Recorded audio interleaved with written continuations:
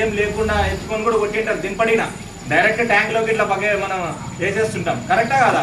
So ఇవన్నీ మన మీద పడి ఈరోజు కాగానే కాలక్రమేణా కలిసిపోయి మన రక్తంలో కలిసిపోయి చివరికి వాటి యొక్క దుష్ఫలితాలు మన శరీరంలో కనపడేలా చేస్తుంటాయి. కాబట్టి రైతులకు ఒక అవగాహన కలగాల. పురుగు మందులు ఎంత డోసు కొడుతున్నాం, ఎంత కూడా పక్కన పెడితే ఫస్ట్ విష పదార్థాలు వాటిని మనం తెలుసుకోవాల్సిన విషయం ఎంతో ఉంది. కాబట్టి ఎప్పుడైనా సరే మనకు వీలైనంత వరకు మన కోవిడ్ వల్ల మాస్క్ మనకు అలవాటైంది కాబట్టి వీలైనంత వరకు ముఖానికి మన కర్చీఫ్ కట్టుకోవడమో లేకుంటే ఒక మాస్క్ పెట్టుకొని పిచికారీ చేసుకోవడం మంచిది.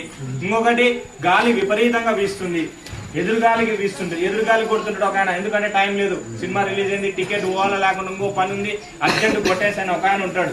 ఇంకో ఆయన సిగరెట్ తాగిందే బండి కదా ఇది ఇట్లా కొడుతుండాలి, కింద ఇలా కొడుతుండాలి. ఇదే విషపూరితమైన మన గాలి మనం పీల్చుకుంటున్నాం, ఒక పక్క సిగరెట్ కరెక్ట్ కత్తముడు, ఇది మళ్ళీ బండి నడుస్తుంటది, బీడి తాగుతుంటాడు ఈయన. సో ఇట్లాంటివి వద్దు.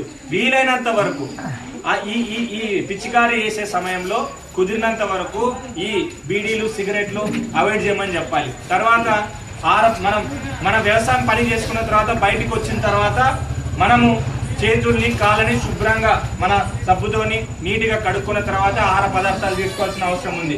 ఇప్పుడు ఇంతమంది రైతు సోదరులు ఉన్నారు కదా, నేను క్వశ్చన్ అడుగుతాను. మనము పురుగు మందు పిచికారీ చేసిన తర్వాత ఇంటికి వచ్చి చల్లనీళ్ళతో స్నానం చేస్తే బాగుంటుందా, వేడి నీళ్ళతో స్నానం చేస్తే బాగుంటుందా? ఏదైతే బాగుంటుంది? ఫస్ట్ ఎప్పటికి ఇంజక్షన్ వేస్తా. సరే, సాధారణంగా మనం పనిచేసి వచ్చింటాం, అలసిపోయి ఉంటాం పురుగు మందులతో. మీరేం కోరుకుంటారు? మీకు ఇస్తాం, మీరు ఆ రోజు ఏది ఉంటే అది కాదు, మీరేం కోరుకుంటారని అడుగుతున్నాను నేను.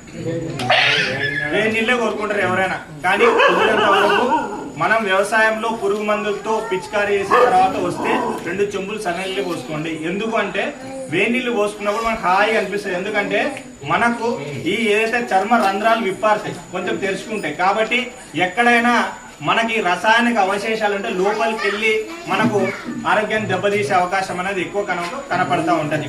తర్వాత మనం వాడి పాడేసిన పురుగు మందులు ఎక్కడైతే సగం మిగులుతాయి, కొంత లీటర్ తెచ్చుకుంటుంటాం, పావు మిగిలొచ్చు, లేకుంటే హాఫ్ తెచ్చుకుంటే 100 ml మిగిలొచ్చు, అవునా కదా?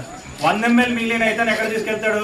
తీసుకెళ్లి వంట రూమ్ లో అటకపోయినో లేకుంటే బాత్రూమ్ లోనో లేకుంటే ఇంకో చోట ఫ్రీ విచ్చలవిడిగా వాడేసి ఉంటాం. ఇంతమంది పిల్లలు ఉన్నారు, తెలియక చిన్న పొరపాటు వల్ల పెద్ద పెద్ద దుష్ఫలితాలు మనం చూసే అవకాశాలు ఉంటాయి. ఒక ఆయన నెల్లూరులో నేను పనిచేసేటప్పుడు గొర్రెల మందు ఒకటి తీసుకొచ్చుకున్నాడు, గడ్డి మందు ఒకటి తీసుకొచ్చుకున్నాడు. పెద్ద తేడా లేదు డబ్బాలకు, రెండింటికి ఒకే చోట పెట్టడం జరిగింది. దీనిపై అది మిక్స్ చేయండి, మొత్తం 100 గొర్రెలు పోయినాయి ఆ రోజు. ఇలాంటి సన్నివేశాలు ఎన్నో మేము చూస్తుంటాం. కాబట్టి వీటిని హ్యాండిల్ చేసేటప్పుడు, పురుగు మందుల్ని హ్యాండిల్ చేసేటప్పుడు తగు జాగ్రత్తలు తీసుకోవాల్సిన అవసరం ఉంటుంది. అందులోనూ మనం అన్ని రైతు కుటుంబాలు కాబట్టి పురుగు మందులు మన దగ్గర మనం ఇళ్లలో నెక్స్ట్ సీజన్ కో మిగిలిపోయిన పెట్టుకుంటాం. కాబట్టి అడపా దొడపా గొడవైనా ఫస్ట్ కనపడే పురుగు మంది కనపడుతుంది రైతు కుటుంబాల్లో, అవునా కదా? వాస్తవం అది మాకు వచ్చే సంఘటనలు కూడా మేము చాలా చూసాం. కాబట్టి